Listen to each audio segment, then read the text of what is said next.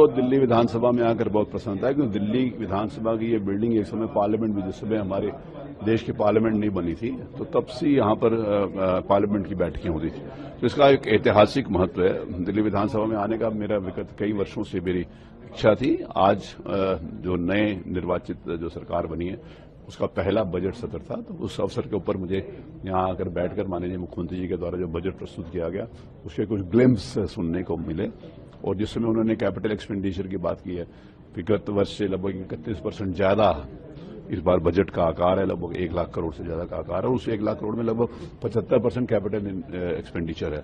जो इस दिल्ली का जो असली स्वरूप ये सड़कों और माध्यम के नाते से, बड़ी बिल्डिंग के नाते से तो होगा ही, लेकिन इसकी आत्मा गांव गरीब में बसती है, बस्तियों के अंदर रहने वाले लोग, उनका उत्थान, उनका जीवन स्तर कैसे उठे, उनको कैसे जो आम सुविधाएं जो कॉन्स्टिट्यूशन में हमारे को अधिकार प्रदत्त हैं।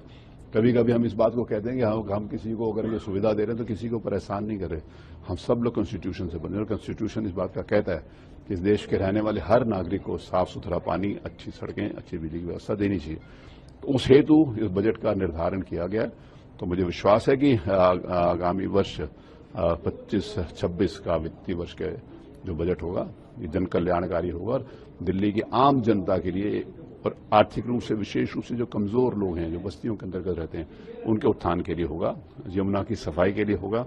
यमुना नदी केवल एक नदी नहीं, हम लोग संस्कार और अपने अध्यात्म के माध्यम से उसको देवी मानते हैं, तो वो होना ही चाहिए। उसकी बात यहाँ पर करी गई है। आज आपका क्योंकि लंबा विधायी अनुभव है, कल यहाँ से एक सवाल खड़ा हुआ कि ये सरकार बिना इकोनॉमिक सर्वे के बजट लेकर आ रही है, तो क्या वो सही है? देखिए, इकोनॉमिक सर्वे सरकार ने करवाया है और कोई विपक्ष ने इसके ऊपर आपत्ति की बात बताई है, तो ये economic survey government of India के अंतर्गत है। सरकारें जो भी बजट प्रस्तुत करती हैं, बिना उसके प्रस्तुत नहीं कर सकती, क्योंकि जो लेखा जोखा है एक कागज के ऊपर लिखने से नहीं हो जाता।